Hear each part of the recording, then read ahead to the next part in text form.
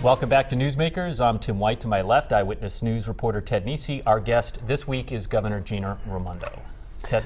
Governor, the IGT deal. There's been a lot of talks. We don't want to spend too much time on it, but you told me in an interview over the summer, this all started when you had a conversation with Marco Sala, who is the Italy-based CEO of IGT. That was early this year, I believe, and he indicated they want to know about their future relationship, their jobs here, and that's what got you behind this deal to extend them. It's now clear this is going to drag into 2020 based on what the legislative leaders are saying. Have you talked to Marco Sala again recently or anyone around him? And what are they telling you about the delay? Yeah, I haven't. I have not talked to Marco recently.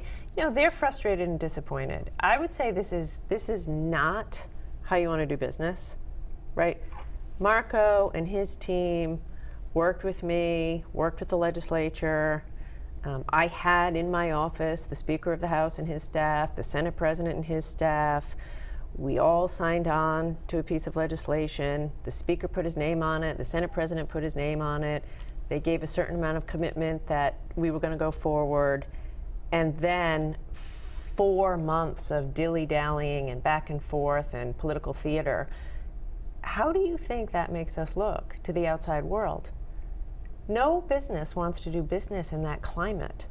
Businesses want transparency, predictability, and a fair shake.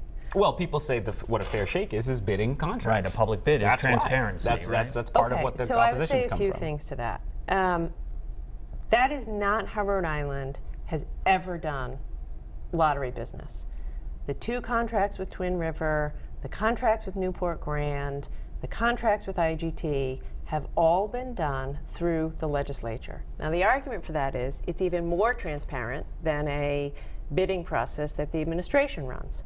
We could have, you know, it's kind of ironic, right? It's a huge contract. So instead of just letting the administration do the work, we said bring it through the entire legislature. So everyone gets a vote, lots of transparency, lots of hearings. No one's saying don't do your work.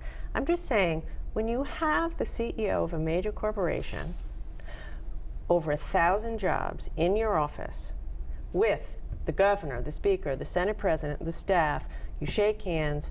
You remember we put in the legislation and everyone gave a positive quote. Of course, have at it, hire lawyers, hire consultants. I'm not saying you had to vote for it, but do your job. Take You're saying the call vote. a vote. Absolutely. Have you gotten any indication when there'll be a vote at this point? No. It's just been process after process. No. So to answer your question, if I were Marco, I'd be thinking twice about doing business in Rhode Island. Well, now that it doesn't By look... the way, yes. Exactly what we saw with the Paw Sox. Hand-wringing, poor process. I mean, how did that end? Drive to Worcester. There's lots of development happening in Worcester. Could have been in Pawtucket. And I worry so much that the same thing is going to happen here. So, by the way, you have to remember, I have no authority to enter into a contract. There's been lots of chatter about a no-bid contract. There is no contract. I'm not even allowed to enter into a contract until the legislature authorizes it. If they want to make changes, make changes. You know, if they want to make amendments, make amendments. Fine. Do your job. Do something on the legislation that you had your name on. Kick it back to the administration, and then let us get to work. I think it'll take us a year to actually negotiate a contract. It sounds like you could take the reins now, based on your answer. You could put it out to bid. Have you rethought, with all this going on, it doesn't look like the legislature is going to take it up. Have you rethought putting this contract out to bid? I haven't, for a few reasons. One, I guess I still had hope the legislature would do its job. And I think that is still the right course of action because I do think it's 20 years and a lot of money. And I kind of agree with the practice in Rhode Island of letting it go through a big, full public vetting.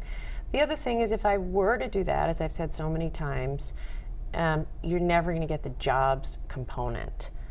Or if I put an RFP out that said, you know, you must guarantee a headquarters, $200 million of capital investment, and 1,100 jobs for 20 years. Tailored for IGT. You're only going to get IGT. Right. So it's, you know, I don't think it's actually a practical solution.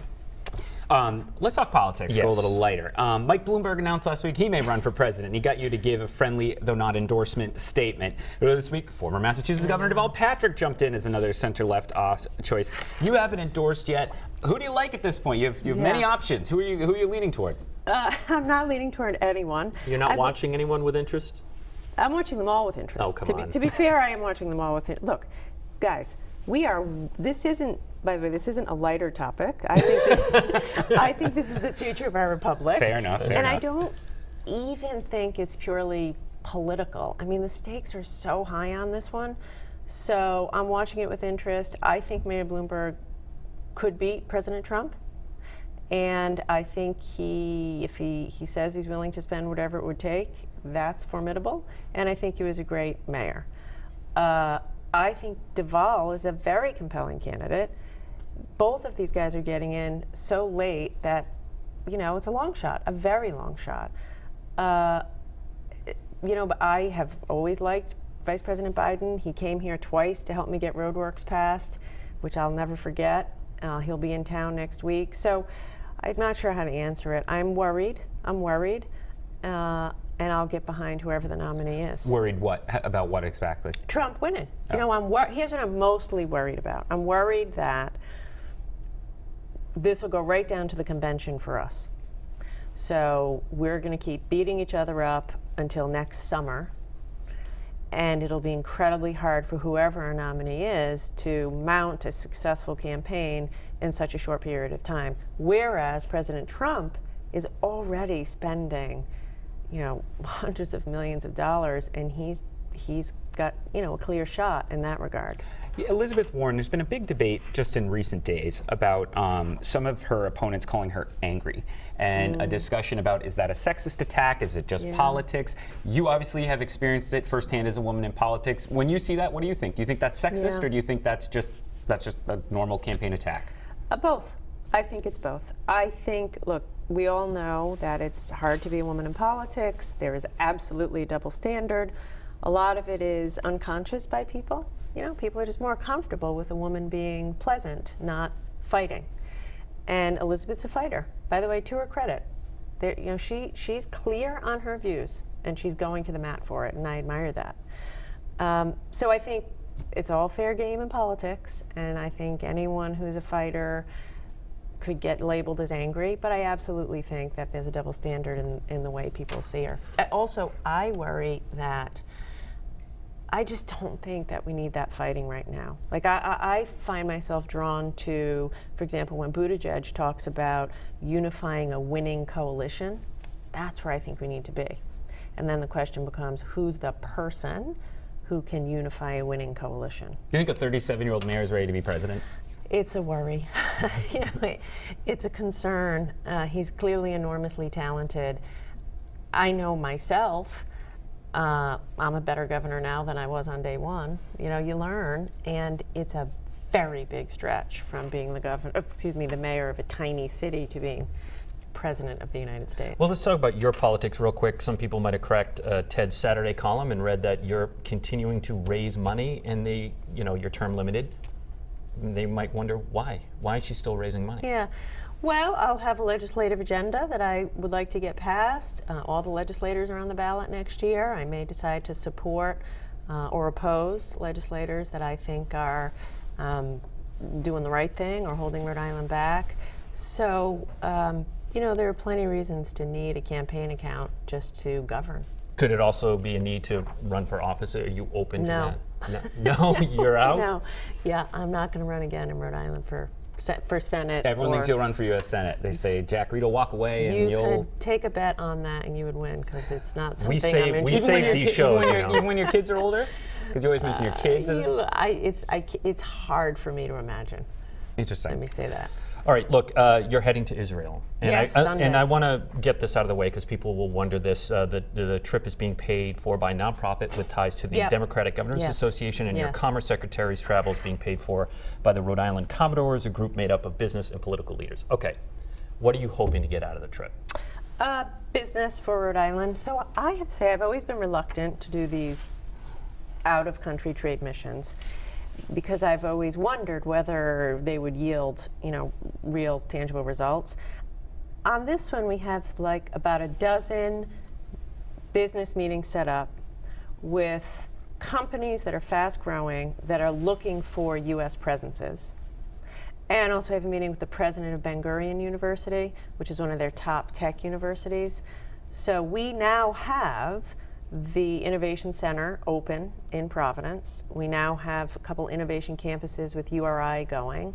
I would love to be able to come back and say, you know, one or more companies is going to open a U.S. operation in here.